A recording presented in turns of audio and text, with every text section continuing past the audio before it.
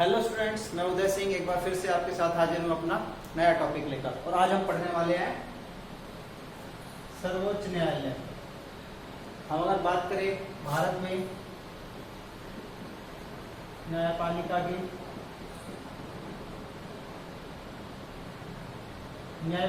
अगर हम बात करें, जुडिशरी की बात करें, यदि हम भारत में जुडिशरी की बात करें तो भारत में जो न्यायपालिका का वो ढांचा है वो पिरामिडी है। कैसे?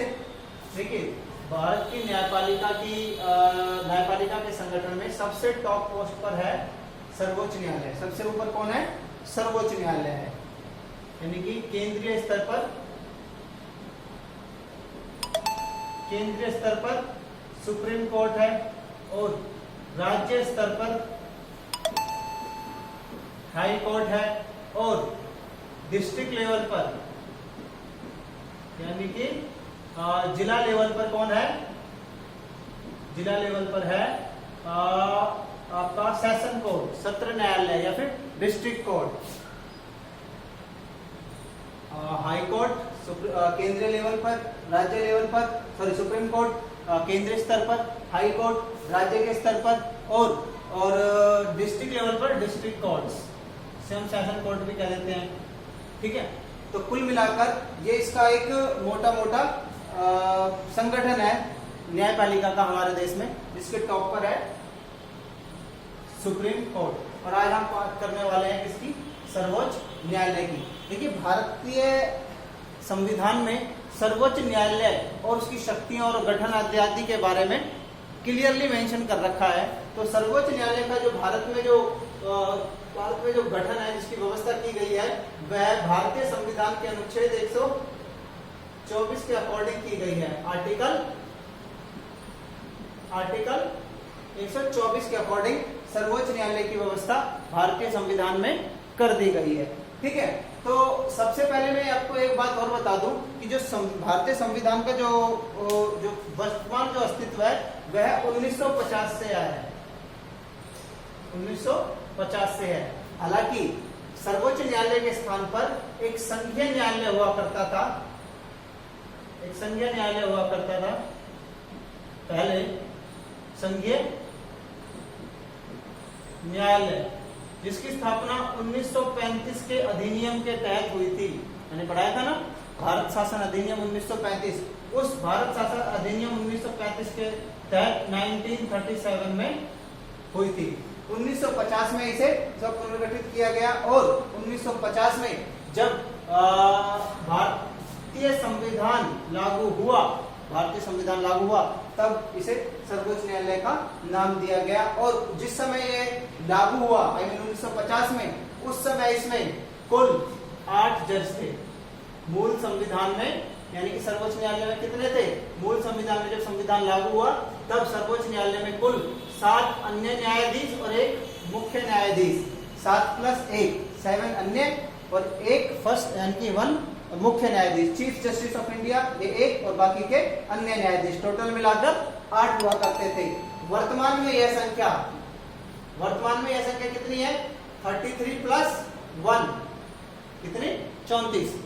एक चीफ जस्टिस, इस टाइम कौन है चीफ जस्टिस? बोबड़े। ठीक है, बोबड़े जी हैं और 33 अन्य न्यायाधीश हैं, टोटल मिलाकर 34 हैं। लेकिन जब 1950 में संविधान लागू हुआ तब सर्वोच्च न्यायालय में मुख्य न्यायाधीशों की संख्या को जोड़कर टोटल 8 न्यायाधीश सर्वोच्च न्यायालय में हुआ करते थे।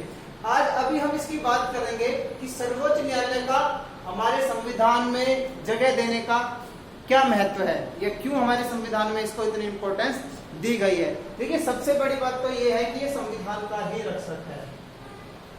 हमारे देश में भारतीय संविधान में ये क्लियरली मेंशन कर रखा है कि संविधान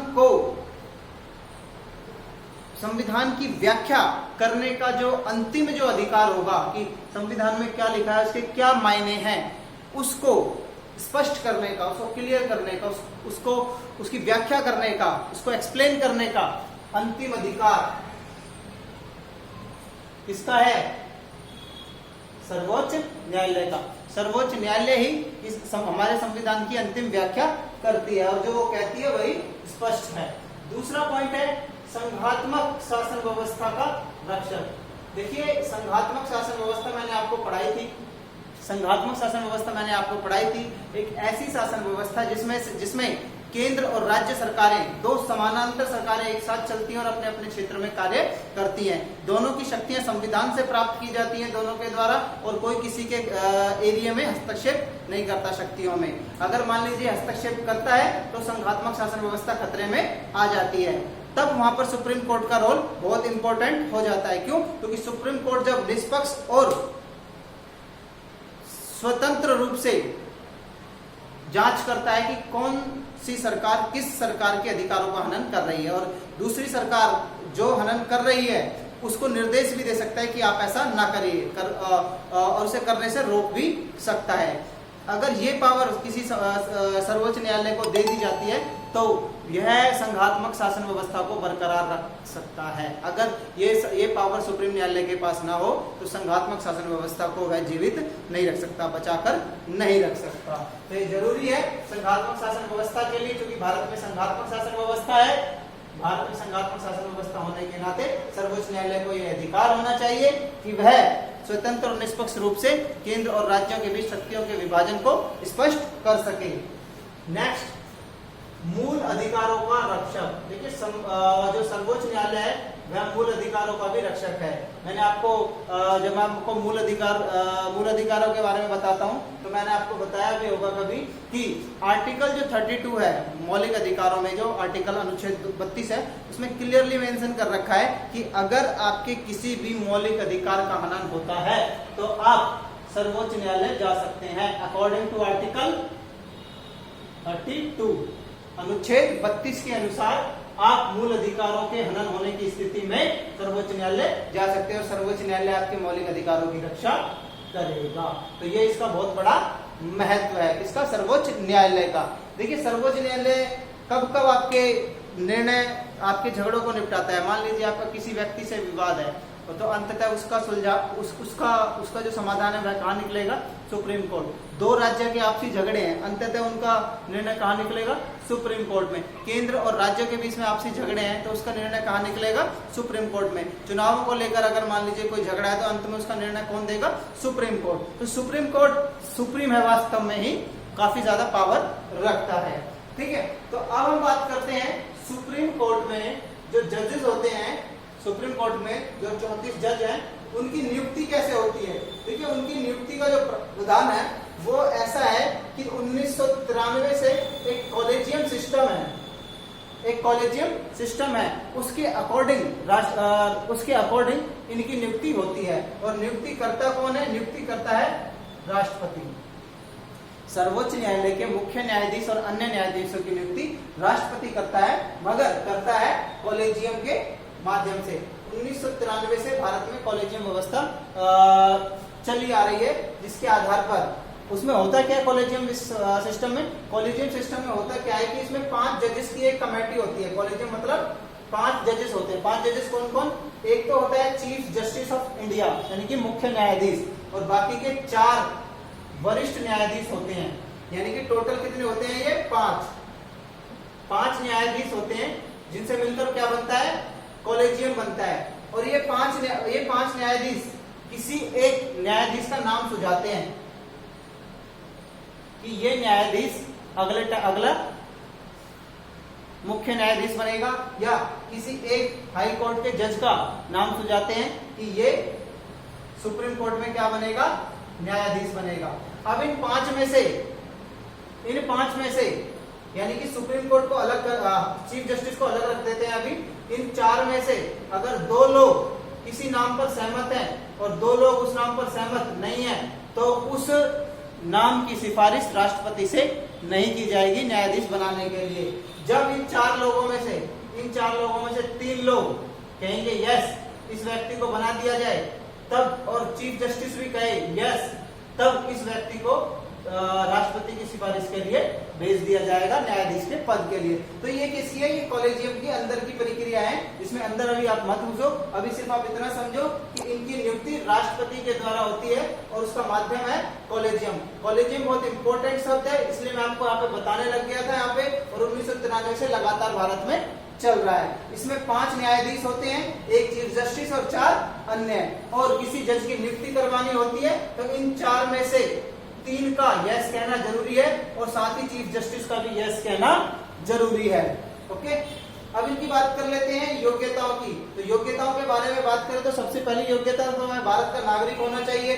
दूसरी योग्यता यह है कि वह 5 वर्ष तक किसी उच्च न्यायालय में या कई उच्च न्यायालयों में मिला के उसमें न्यायाधीश रहा हो 5 साल तक, या 10 साल तक इन उच्च न्यायालयों में उसने वकालत करी हो। या इसका एक तरीका और भी है, अगर ये सब नहीं भी है तो राष्ट्रपति को लगे कि ये बहुत ही कोई तगड़ा ब्रिलियंट विधिवेता है, कोई कानून को जानने वाला है, तो भी ये मुमकिन है। अगर राष्ट्रपति को लगे कि यह प्रसिद्ध क्या है, विधिवेता है, अथवा वह 10 साल तक उसने वकालत करी हो हाई कोर्ट में, या उच्च न्यायालय हाई कोर्ट में 5 साल तक जज रहा हो और साथ ही वह भारत का नागरिक हो। यानी कि एक तो ये कंडीशन पूरी करनी पड़ेगी उसे कि वह भारत का नागरिक हो, और दूसरी कंडीशन इन तीनों में से एक, उच्च न्यायालय में 5 वर्ष तक वकील न्यायाधीश, 10 साल तक वकील और राष्ट्रपति की नजर में विधिवेता हो। इन तीनों में से कोई एक और एक ये 2 उसकी शर्तें पूरी करनी पड़ेगी सुप्रीम कोर्ट का जज बनने के लिए। अब हम बात कर लेते हैं